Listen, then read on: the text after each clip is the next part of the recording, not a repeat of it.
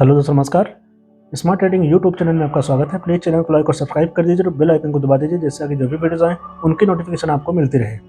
आज मैं आपको बताने वाला हूँ आईपीओ के बारे में। आईपीओ क्या होता है और क्या उसमें कैटेगरी होती है और कैसे आपको कौन सी कंपनी की आईपीओ को लेना चाहिए, सारी चीज़ों के बारे में कंप्लीट जानकारी दूंगा। सो वीडियो में आपको लास्ट तक बने रहना है। तो चलिए चलते हैं कंप्यूटर की स्क्रीन पर और जानते हैं डिटेल से। हम आ चुके हैं अपने कंप्यूटर की स्क्रीन पे और सबसे पहले हम बात करते हैं कि आईपीओ का जो है फुल फॉर्म क्या होता है। तो आईपीओ का पूरा नाम है इनिशियल पब्लिक ऑफरिंग। तो आईपीओ एक्चुअली होता क्या है? कोई भी कंपनी जो है प्राइवेट लिमिटेड कंपनी, वो पब्लिक से कभी भी डायरेक्ट पैसा नहीं ले सकती है। वो अपने कंपनी में पार्टनर बना सकती है, वो किसी से उधार ले सकती है, वो कंपनी मतलब कहीं से भी लोन ले सकती है, लेकिन कभी भी पब्लिक से जो है कोई भी कंपनी पैसा नहीं ले सकती है।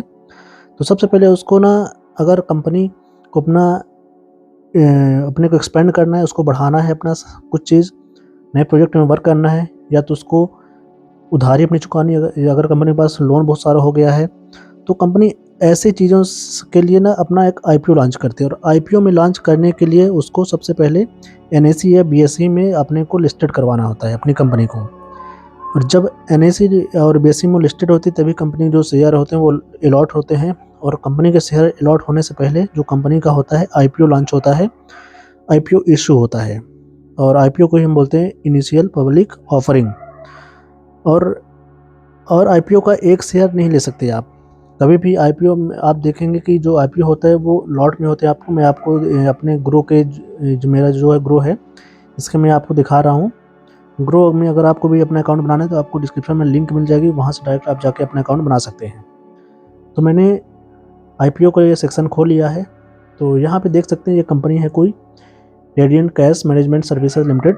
तो इस कंपनी का आईपीओ जो है वो भी रिसेंटली लॉन्च होने वाला है। 27 दिसंबर को इसका क्लोजिंग है। तो जैसे देख सकते हैं आप, जो प्राइस रेंज है इसकी 94 टू 99 के बीच में ये बिड प्राइस है।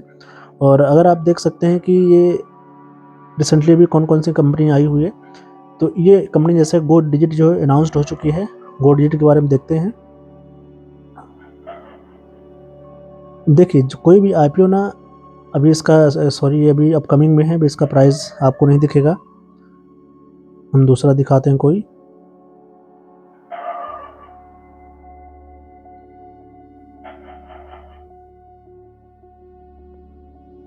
जैसे ये कंपनी है के फिनटेक आईपीओ।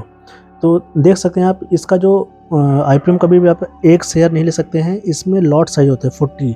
अब मिनिमम इन्वेस्टमेंट इन्होंने यहाँ पे 13,880 रुपये रखा हुआ है आपको 40 शेयर का। जो प्राइस रेंज है इसकी ये 347 से लेकर 366 के बीच इन्होंने रखी हुई है। तो ऐसा कुछ होता है आईपीओ में अगर आप इन्वेस्ट करते हैं। अभी रिसेंटली बहुत ज़्यादा जो ट्रेंडिंग में था आईपीओ वो था एलआईसी का। आपने भी देखा होगा एलआईसी के लिए कितना मतलब लोग इतने ज़्यादा वो थे। अब इसका जो इशू साइज है वो 1500 करोड़ का है। मतलब कंपनी आईपीओ से जो है लगभग 1500 करोड़ का जो है फंड जनरेट करेगी। अब बात करते हैं कि आईपीओ में 3 कैटेगरी होती है। सबसे पहले होता है qualified institutional buyers, non institutional investor और रिटेल इंडिविजुअल इन्वेस्टर। इनके बारे में बहुत कम लोगों को ही जान होता है, तो मैं बता रहा हूँ। तो ये जो क्वालिफाइड इंस्टीट्यूशनल बायर होते हैं, इसमें म्यूचुअल फंड और बड़ी कंपनीज इन्वेस्ट करती हैं। यहाँ पे हम आप जैसे आम पब्लिक के लिए नहीं होता है, ये होता है बड़ी कंपनियों के लिए, जैसे म्यूचुअल फंड हो गया, या तो इंश्योरेंस सेक्टर की भी कंपनियाँ यहाँ पे इन्वेस्ट करती हैं। और ये जो होता है क्वालिफाइड इंस्टीट्यूशनल बायर, ये सबसे बड़ा सेगमेंट होता है। और इसमें कंपनी का लगभग 50% जो रिजर्व होता है वो सिर्फ उन्हीं लोगों के, बड़ी कंपनियों के लिए ही रिजर्व होता है।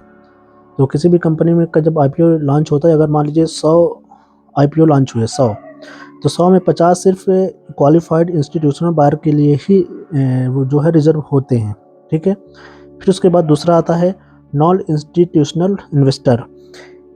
जो नॉन इंस्टीट्यूशनल इन्वेस्टर होते हैं, जिनके पास ज़्यादा पैसा हो, जैसे कोई बहुत बड़ा बिजनेसमैन हो गया जिनके पास ज़्यादा पैसा होता है, वो 15% इनके लिए ये कोटा रिजर्व रहता है। वो मतलब 10-20 लाख 50 लाख 1 करोड़ 2 करोड़ जितना वो इन्वेस्ट करना चाहते हैं, ये उनके लिए होता है नॉन इंस्टीट्यूशनल इन्वेस्टर के लिए। वो वहाँ पे कितना भी इन्वेस्ट कर सकते हैं। ठीक है। फिर आता है रिटेल इंडिविजुअल इन्वेस्टर। ये होता है आम पब्लिक के लिए, हम जैसे आप लोगों के लिए होता है। और यहाँ सिर्फ आप 2 लाख तक इन्वेस्टमेंट कर सकते हैं, और ये 35% ये कोटा होता है। 100% में 50% इनके पास हो गए क्वालिफाइड इंस्टीट्यूशनल बायर्स, और 15% इनके पास हो गया नॉन इंस्टीट्यूशनल इन्वेस्टर के ऊपर, और फिर रिटेल इंडिविजुअल इन्वेस्टर के पास जो होता है 35% होता है। तो जो आम पब्लिक होती है वो सिर्फ 35% ही उनको मिलता है IPO में। तो ये तो हो गया IPO का। फिर उसके बाद बात आती है कि अब जब ज़रूरत से ज़्यादा डिमांड आ जाए, तो मान लीजिए कि IPO अच्छा है, फिर उसमें ना कभी-कभी कंपनी लॉटरी सिस्टम करती है, और उस कंपनी में जैसे लॉट तो रहते हैं, मैंने आपको बताया था, जैसे इसमें तो 40 शेयर का एक लॉट है, वैसे कभी-कभी 100 लॉट का भी कंपनी बढ़ा देती है। जब जैसे डिमांड आती है उसके हिसाब से कंपनी जो है अपना लॉट साइज़ भी बढ़ा सकती है, कंपनी के हाथ में होता है, ठीक है। और IPO जब इशू होता है तब प्राइस कम होता है। ये प्राइस जैसे अभी जो है ना 347, जब इशू होता है कोई भी IPO तब जो प्राइस होता है वो कम होता है, लेकिन जब वो लिस्टिंग होता है तब प्राइस इंक्रीज हो जाती है। अभी ये जो है के फिनटेक IPO, ये भी लिस्ट नहीं हुआ है अभी, ये NSE BSE में आपको नहीं दिखेगा अभी इसका IPO है तो, लेकिन जैसे ही वो लिस्ट हो जाएगा तब उसकी जो प्राइस है, अगर 347 रुपये है तो वो हो सकती है कि 400 हो जाए, 500 हो जाए, कुछ भी हो सकती है, लेकिन कभी कभी कम भी हो जाता है। तो अब बात यह होती है कि IPO को लो, कभी कभी लोग बहुत आगे भी बढ़ जाते हैं, लेकिन कभी कभी लोग बहुत पीछे भी चले जाते हैं। तो IPO का ऐसा खेल होता है, बहुत लोग इसको भी बोलते हैं कि ये भी लाइक एक सट्टा होता है, लेकिन ये एक सेफ होता है, क्योंकि अगर कंपनी का जो IPO ठीक है 100 रुपये मान लीजिए लॉन्च हुआ, लेकिन अगर वो डिक्रीज भी होता है, कितना डिक्रीज होगा, 80 रुपये होगा, 70 रुपये होगा, लेकिन ऑल ओवर मतलब आगे वो बढ़ेगी, लेकिन फिर भी आपको यहाँ पे कंपनी के बारे में स्टडी करनी है, तभी आपको IPO लेना है। बट एक चीज़ और है, अगर कोई कंपनी लिस्टेड नहीं है तो आप कंपनी के फंडामेंटल के बारे में एनालिसिस तो कर पाएंगे, आपको गूगल से न्यूज़ मिल जाएगी या तो कंपनी के बारे में आप पढ़ लेंगे, लेकिन कंपनी के टेक्निकल एनालिसिस आप नहीं कर पाएंगे। जो भी IPO की कंपनी के लिए आप शेयर खरीद रहे हैं, आप टेक्निकल एनालिसिस नहीं कर पाएंगे, क्योंकि आपको कहीं भी उनका बैलेंस शीट नहीं मिलेगा, कहीं भी आपको उनका जो है लास्ट जो भी कितने साल से कंपनी चल रही है आप उसकी ग्रोथ नहीं देख पाएंगे, आप कंपनी का एसेट्स नहीं देख पाएंगे, आप कंपनी का प्रॉफिट एंड लॉस नहीं देख पाएंगे, और ना ही आप कंपनी का लायबिलिटी देख पाएंगे। इसलिए IPO में कभी भी आप ऐसी कंपनियों को चूज करिए जिसके बारे में आप जानते हो अच्छे से, नहीं तो IPO में आपको इन्वेस्ट करने की ज़रूरत नहीं है। जैसे अभी LIC में लोगों ने बहुत ज़्यादा वहाँ पे बाइंग की, तो ठीक है LIC के बारे में हर कोई जानता है, और LIC जो है वो प्रोग्रेस करेगी, लेकिन एक हम उदाहरण देखते हैं कि बर्गर सिंह, तो उस कंडीशन में उसका जो IPO है वो बहुत ही जो है उसका मैं आपको उस कंपनी के बारे में यहाँ पे डिटेल में बताता हूँ कि कंपनी की जो ग्रोथ हुई वो एकदम नीचे चली गई।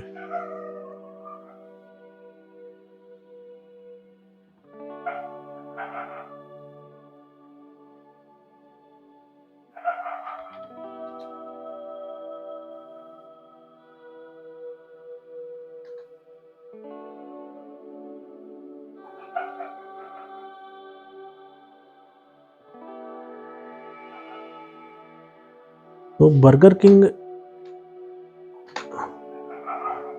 तो देख सकते हैं जो बर्गर किंग का हमारा वो है, पिछले 1 साल में हम देखें तो बर्गर किंग का किसी ने IPO का लिया होगा तो कितना तेज़ी से नीचे आया है। तो यहाँ पे जो लोगों के पैसे थे वो हाफ से भी ज़्यादा डाउन हो गए, मतलब पूरा का पूरा का जो कंपनी लोगों को पैसा था वो डूब चुका है, क्योंकि जब कंपनी का IPO लॉन्च हुआ तो वो लगभग मान लीजिए 2 साल में हुआ था, हम 3 साल का डाटा ले लेते हैं। तब कंपनी का जो IPO लॉन्च हुआ था लगभग इस समय पे कंपनी का जो प्राइस चल रहा था उस समय वो लगभग $39 चल रहा था, लेकिन वो धीरे धीरे धीरे इतना डाउन आया कि बहुत डाउन आ गया। तो कभी भी कंपनी का जो आप अगर IPO ले रहे हैं तो उसको बहुत सोच समझ के लीजिए, और जब कंपनी के बारे में अच्छे से जानिए तभी आप उस किसी भी कंपनी का IPO लीजिए। तो यही था आज IPO के बारे में मैंने आपको बताया। आई होप आपको वीडियो अच्छी लगी होगी, सो प्लीज़ चैनल को लाइक और सब्सक्राइब कर दीजिए। अगली वीडियो में फिर मिलते हैं। धन्यवाद।